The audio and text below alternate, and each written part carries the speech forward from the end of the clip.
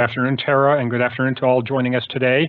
Welcome to another session of our security tips. Just to be aware, we're going to start planning for these every month. So every month we'll have some sort of a webinar moving forward. Hopefully these will bring value to your technical and knowledge skill set moving forward. With that introduction, we'll get with just a little quick thank you to all that are participating and joining today. We'll get started. So what are we going to talk about today? We're going to talk about cybersecurity for small businesses, and the challenge becomes it is becoming a very, very diverse environment, and we'll talk about some of the challenges and some of the new threats that we're seeing in the market. Just a quick intro about us.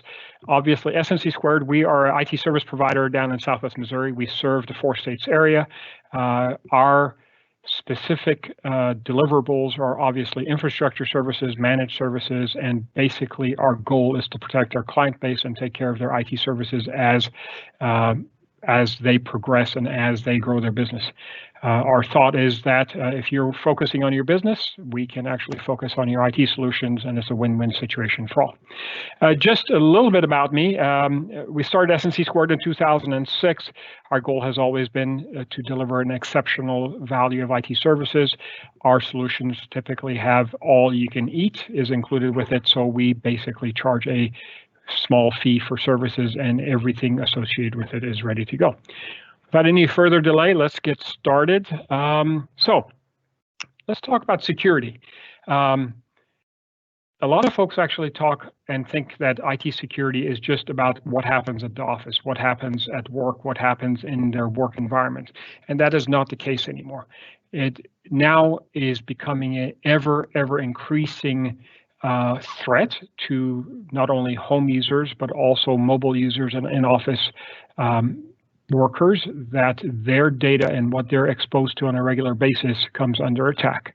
So let's talk about the internet and the hidden internet.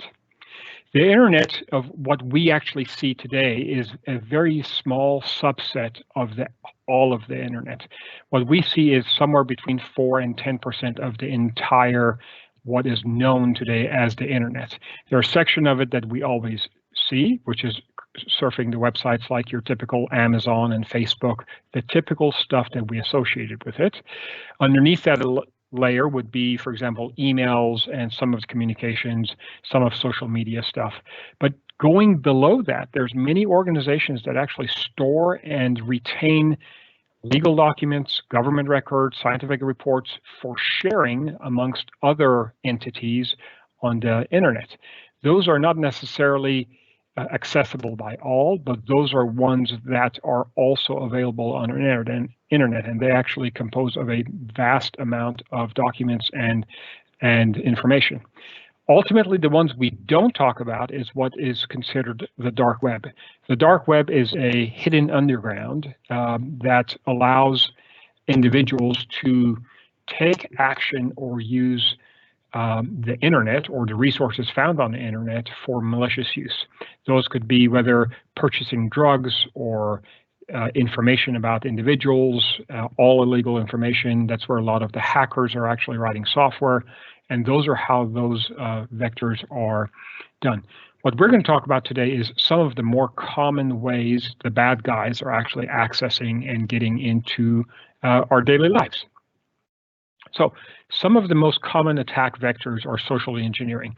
Those would be typically where individuals are sending emails either posed as another company or posed as another user, and they're trying to actually get information from you. Those could be your credentials. Those could be specific account or account numbers. It could be passwords. It could be anything that is designed to kind of then take advantage of you moving forward. For example, they might send you an email that says, this is Amazon, and we saw something wrong with your order account or your email account. Please log on to this page and actually enter your credentials. That is one that happens all the time, and the challenge with those are a lot of the bad guys are actually literally making these emails look exactly like the real one. The second one is ransomware. Ransomware is typically where they fool individuals into opening a file, and then they will encrypt all of your documents and hold it hostage. Their purpose for that is to demand money, because obviously you would like to have your documents, your pictures, the family pictures of the dogs and the cats and your children, you'd like to have those back. So they actually hold that data encrypted unless you pay them some amount of money, and then they will release it. That's very similar to extortion. So let's talk about phishing examples. Here's an interesting email that was received. It basically said, we've shared some documents with you, and they probably know this gentleman's name, so they know who Joe is. And the bad guys have actually forwarded an email that looks like it came from Joe, but there is a link inside there. Even though it does say it's a Google Docs, if you actually hover over that link, it's giving you a different address. And that's typically where they're trying to redirect your browser or take you to a different place, and then actually load a piece of software like a virus or some sort of malicious code on there. So again, if this looks suspicious, make sure you kind of hover over these URL links, over these little hot links on the actual email to make sure, is that really from that, and does that really go where it says? And that would be one really, really easy way to do it. The next one is a spear phishing, and we see this a lot in bigger organizations. It is where they actually compromise a key individual's account in an organization. This could be the CEO, the CIO, CFO, etc. And then they send an email address to some of the colleagues of the individual that they got out of his address book, literally asking for confidential or critical information. In this case, I need full details of each staff that include name, address, date of birth, social security, background checks, et cetera, et cetera. Well, when you look at these emails, you can actually tell that it really didn't come from Kristen, or it didn't go to Kristen, but it actually came in from someone else, and that was not a real any real sourced email from the internal to the company. The challenge is many individuals just read the to, who it came from and who it is going to, and they assume that everything is okay, but they stop focusing on, is this an actual email? Here's another example of it. I need to initiate a wire transfer. We've seen a lot of these actually happen in almost 12 to 18 months.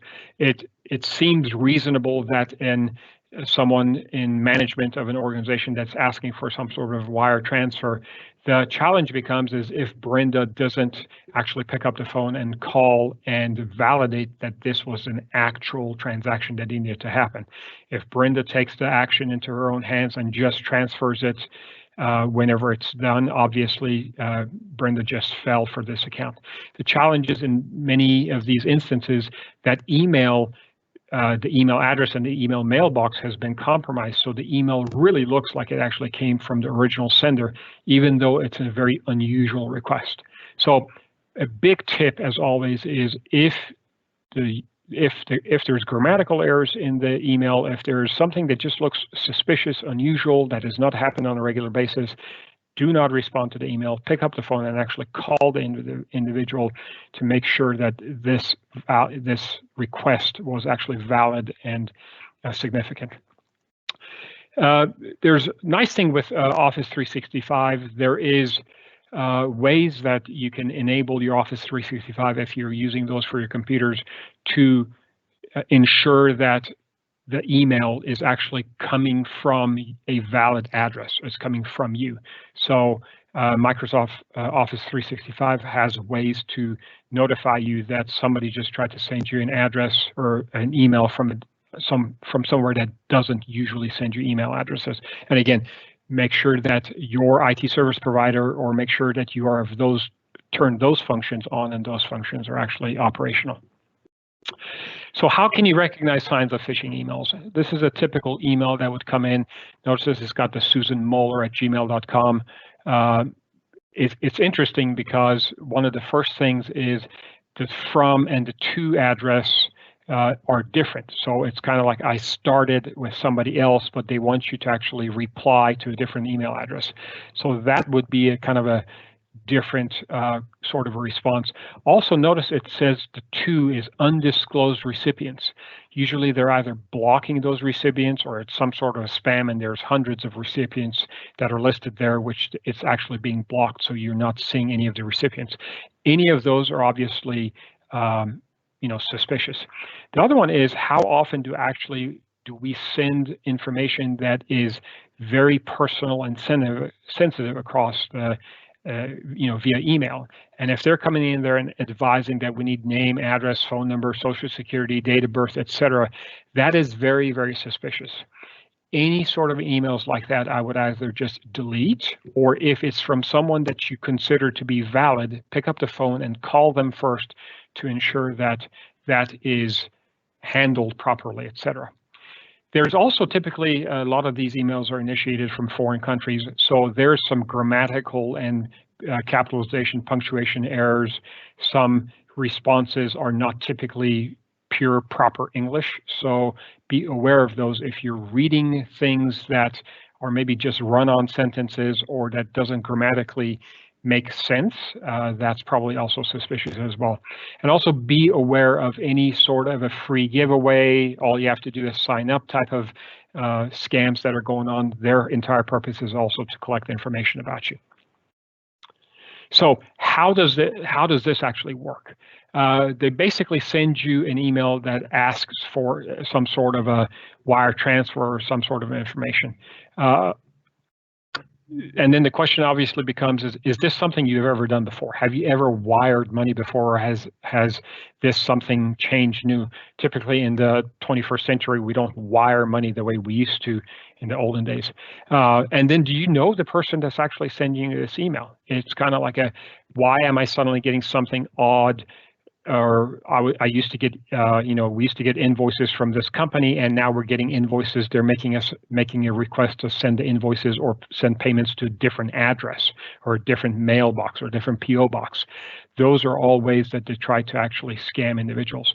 And many of them actually even enter some sort of a specific wiring instruction, some sort of attached document or a PDF form. Those are typically have some sort of a virus built in that actually installs itself on your laptop or your desktop and workstation, and then they start mining information. So probably the best thing to do when you get an email like that is, of course, delete it, slow down and think. You want to question everything that's actually happening in the environment. People realize that they might be trying to get someone, they're trying to get someone that actually has a valid, real job in a business that has some authority to either approve finances, release information, etc. Most of these individuals, their entire purpose and goal is to get the data with you. So again, slow down, think, verify, and try to come up with, is this a normal behavior? Is this something that we would regularly do or not? Second important information is many of these emails fall into the hands of the bad guys because they're not encrypted, because they're sent as plain text. So the bad guys can actually look at it and learn about your environment. They can learn who you typically email, who's actually, what the layout or the organizational chart looks like, what is your organization's size, a lot of information about it. So one of the other best ways to actually do that is to use what we call multi-factor authentication. A lot of the different websites and social media sites are now starting to do that. For example, Amazon or Facebook now allows you to enter a cell phone number, where if you're logging on or authenticating from a machine that has not done that previously, it's going to send you a text message that says, hey, were you the right person? Did you really actually log on? And that allows you to get notices whenever you get some sort of an unauthorized access. Those are now also available for email services such as Office 365 and some of the even remote access tools where you can remote control your office computers, etc. So make sure you actually enable those multi-factor authentications and make sure that those are working properly before you go in there. Moving forward, so what's the challenges of not having multi-factor authentication? People send you these emails all the time. They actually can intercept your emails. They can actually send you specific emails that require some sort of an action. they provide you fake logins. So sometimes they have you log into a fake site, and if the fake site is not valid and you have multi-factor authentication enabled, then you just gave the person your user ID and password. And so if you enter your user ID and password and it did not prompt you for the multi-factor authentication key, you just realized that you probably gave the credentials to the bad guys. Another one is stolen passwords. So many times your password just gets compromised. Many individuals use the same password on a regular basis. So their email password matches their Amazon password, matches their Facebook password. And what happens with any of those getting compromised, all of your passwords are then compromised. So this is a really nice way to actually prevent individuals logging into your account, because even if they stole your password, they still have to have that multi-factor key to allow them to finally get into it. And if you do get a prompt for that multi-factor authentication that you did not do, depending on where you got it from, then you know to go in there and change that password for that particular site. Real logins as well. So sometimes you want to make sure that that you are really logging into the correct site. And again, as you log in, it will prompt you for the password. So that becomes a guaranteed way. Yes, it was me. I just logged in, and within 15 seconds, I got the key for the multi-factor authentication. Account access. These are typically really, really handy when you might be out, you might be on holiday, you might be on vacation, and you actually notice somebody trying to get into your account. Those prompts for those multi-factor authentication keys are very, very critical and important, that actually prompt you to let you know those are. And of course, if you don't have multi-factor authentication, you're going to be really, really sad, because it makes it really easy for the bad guys to get access to your accounts. So what happens with multi-factor authentication? You can guarantee that phishing emails are minimized or are not coming in. You can authenticate and verify that fake email logins do not get access to your systems. You will protect your stolen passwords, because as soon as one of them gets compromised, you would know where it got compromised from. Real logins, again, are validated, and there is no way someone can log in when you're on vacation without having access to either your phone or a different way to authenticate. And obviously, in this case, the bad guys are the sad guys, and that's the way we'd like to keep it. So what's the easiest way to get someone's password? This works time and time and time, is I can literally call you and say, hey, I'm from Microsoft, I'm from your in-house IT guy, and I just ask for it. And that really is the key, is many times the individuals are calling main corporations, larger corporations, and saying, hey, this is John from the IT department. We're having an issue with your printer. We're having an issue with your computer. Let's help you remote control your computer. And what is your password? And in that case, they basically now know your user ID and your password, and they can get access to your systems. But again, there's a lot of ways that, individuals get access to your personal information. And here's the other one. Many of us like the free apps. We actually use it on a regular basis. I love my iPhone. I think it's one of the best tools ever invented, and I have a lot of free apps on there.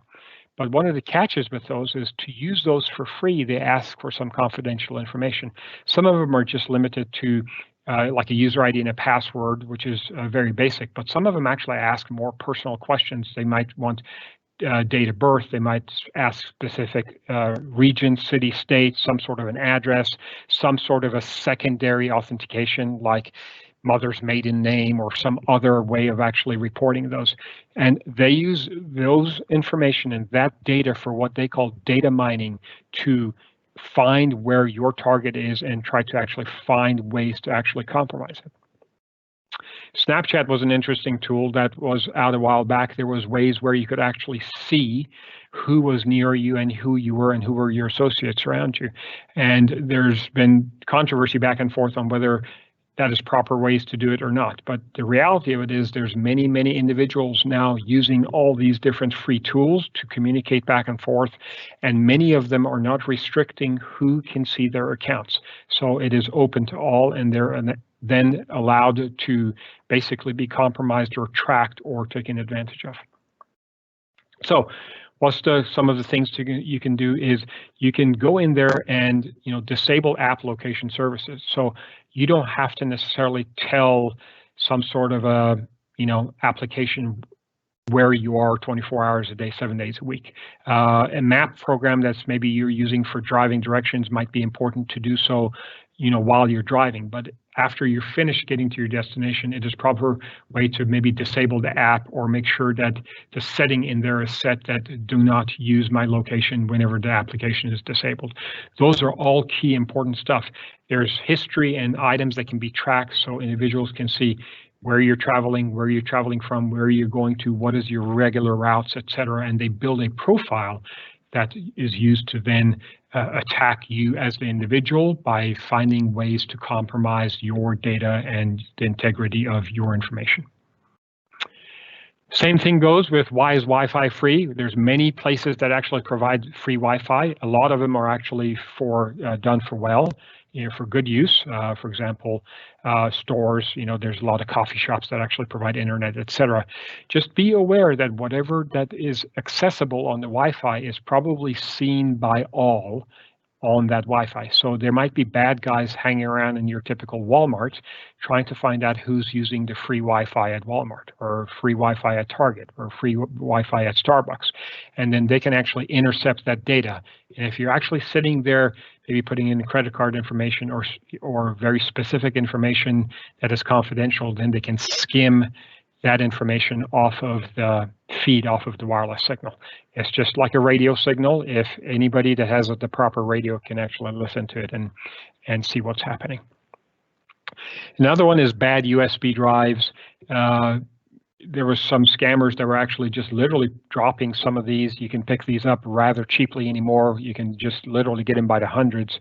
And they put a piece of code on there and they just drop them in very popular locations, again, in parking lots of stores and malls, in places where individuals hang out, especially younger or older, younger children or older adults. And they put a piece of code on there and everybody, the first thing they do is they bring it home and they plug it in to see what's on it or what did I just find.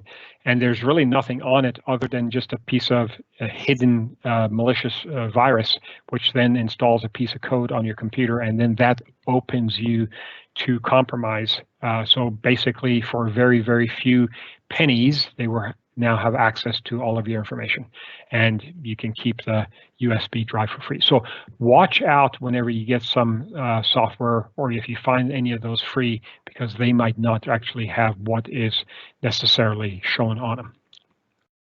Another way is we all love to get free power. You see this a lot in airports and travel locations and some hotels, etc., where you can plug in your devices and charge them overnight simply because we seem to run out of power all the time anymore. And some of those actually have a back end. There's actually a computer behind the wall or behind the screen that tries to then plug in and actually use and compromise your data. We like to use what they call that's called juice jacking, but we like to use something that they call a data blocker. And there's a copy of one over here where you can actually get these where it blocks the data wire. So the only thing you're actually getting is power, and you can actually use it to charge up your devices. So it's a much more secure way of doing this. So a couple of just helpful hints and tips, some common security stuff is if you have a company, kind of get in touch with an IT company that can actually train your staff on social engineering. That is ultimately the best way to protect it. The number one way individuals are still getting compromised is because the end user clicks on something they're not supposed to or falls for some sort of a trick. And the best way to address those is to continually train your staff periodically, quarterly, semi-annually, or yearly on what are the new social engineering items that are happening. Limit what can be shared over the phone number. So some companies, that would require a change in maybe sort of a business process. So not all this information can be actually shared over their phone, or they might put in some ways to limit, what can I tell you and then what can be emailed vice versa. So if somebody wants certain information, you might email them the information in one block and then call them and give them the physical password differently on a phone call as opposed to emailing that out in the same email as well. Physical security, please know where your computers are at all time. And a lot of sales guys and gals that actually travel might leave laptops in cars, in hotels, etc., and those are prone to being stolen or accessed. And that really does cause a problem because that information is very confidential. Wireless hotspots, that was basically the same stuff, the hotel internets, the coffee shop internets, etc. And then again, make sure if it's important and you have to have that communication to use a VPN software to actually communicate directly with the office, and that allows you to encrypt the data that goes between the two facilities so that it is protected. So antivirus, everybody, about 3 to 5 years ago, we used to think that antivirus was fantastic and everybody needed an antivirus. And that is still true in some aspect. But the old antivirus, the antivirus that was out 2 or 3 years ago, is no longer what really works. You now have to have antivirus protection that actually has some artificial intelligence built into it, that it actually learns your behavior and tries to work around what you do on a day-to-day basis. For example, if you don't typically use certain application and somehow an application pops up, it should prompt you or prompt your IT department that says, hey, this was not here yesterday, but it is happening now. So you've got to make sure that you can detect some things that are being installed without you actually, having to be that due diligence on it. So 3 years ago, some of these technologies were not affordable. We can now put in high-performance firewalls, antivirus softwares, backup systems, remote offsite connectivity systems in place now that literally protect small businesses just as large businesses are protected that have the funds to actually pay for software like that. We now have scalability that we can actually protect environments, servers, workstations, even when individuals are working from home in today's environment, that we can protect the data that's sitting on those devices and the data that's being transmitted between the main office and the remote locations. So what are some of the affordable things that you can do to secure and protect your data? We just kind of created a simplified chart for many of these things. The best way to do it is to actually create what we call layers. It's the typical onion stuff. We want layers and layers of protection. So we want to make sure that we're patching our computers. We want to make sure that all the Microsoft patches and the Adobe patches and the MacBook patches, all of those things are done. And that's the same thing with your phone. You're installing your updates on your Android phones and your iPhones. Those are coming out on a regular basis. Those are basically the same concepts with your computers, that those security updates need to be protected. Then you need to, if you have a company, you need to probably see if you could maybe get a third-party company, IT company, to do a security assessment. Come in and make sure that everything is okay.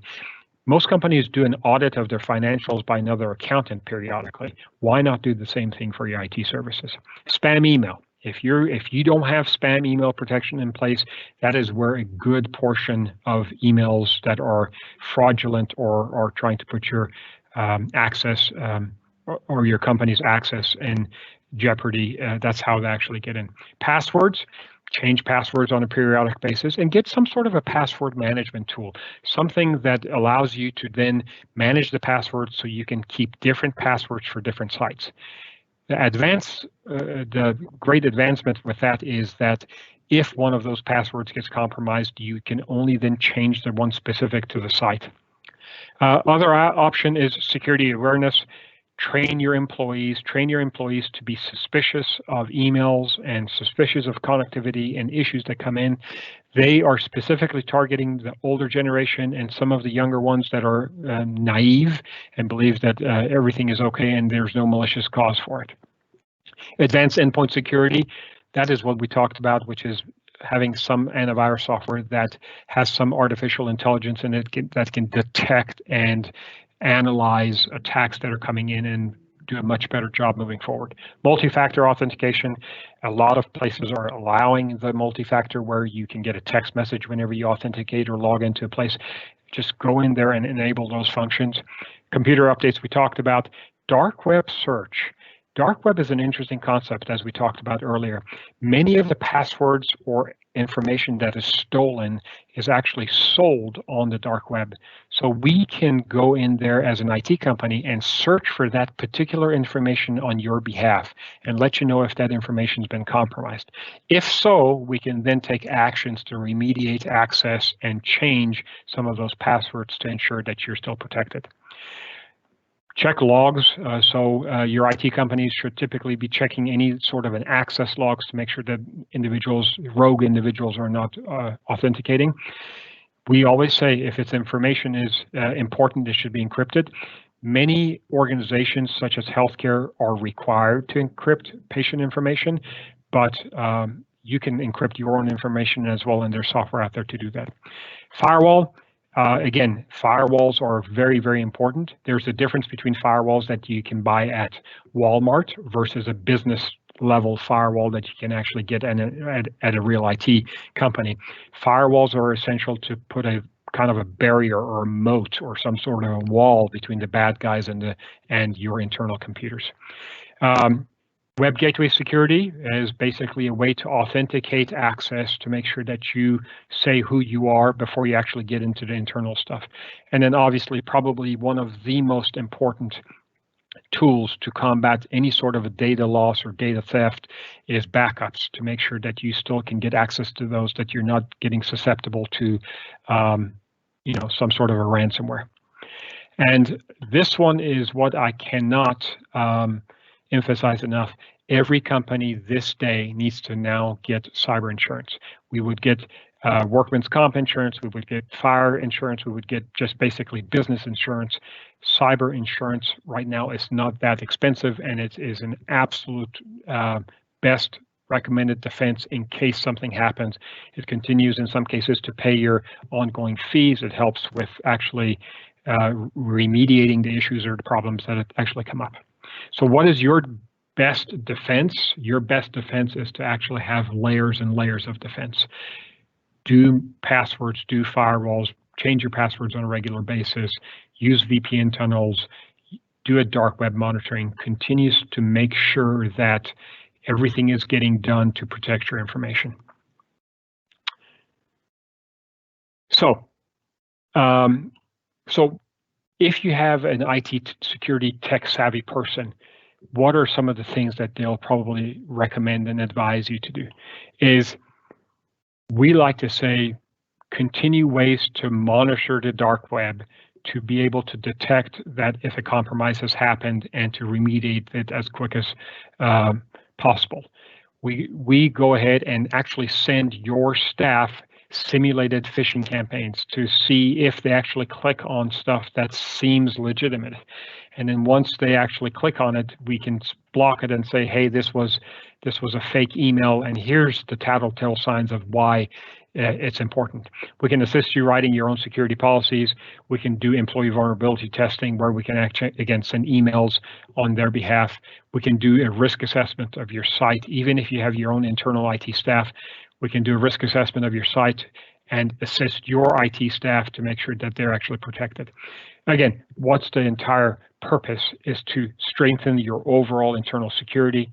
You want to boost the knowledge for all of your individual staff on what they detect, what they think is fishy, what they think is suspicious. Find out the high-risk employees and educate them to become better employees and, to be more cognizant of security and how they're actually handling information. And then obviously, we like to have a representation or a dashboard of how well you guys are doing and how well companies are actually responding to these so they can actually take steps to improve theirs. Again, if the data is not shared and the data is not compromised, the bad guys will move on to someone else. Okay, with that being said, I puts the end to our formal presentation. Tara, is there any questions or anything that we would like to discuss before we move on? Yes, I do have a couple of questions here. First one is, my computer has antivirus that came with it when I purchased it 2 years ago. Is that good enough? Is that good enough? Well, that is, you have to make sure, obviously, that that antivirus software is still good. Typically, what came with the computers as for free or included with the original price was only typically a 90-day to a 365-day license. So you may want to get in that software and make sure that that software is still active and valid. There's nothing worse than an antivirus software that is not getting any of the updates. So I would be checking that to make sure that that is still active or not. And if it's not active, many of them you can actually just sign up and actually download the most current version on there. Okay. The next question I have is, I use the local cable company email address. I've been told that they check everything and the email is clean. Is that really so? Is that really so? Well, no, not really. They probably do some email checking to make sure that they get all the big ones, all the really, really popular ones. But there's typically a handful of those emails that go through nonetheless. That doesn't remediate the fact of having some sort of a spam protection or some sort of antivirus protection. So no, it is not 100% safe. That does still expose you to some of the newest phishing scams. And a lot of the challenges that the cable companies have is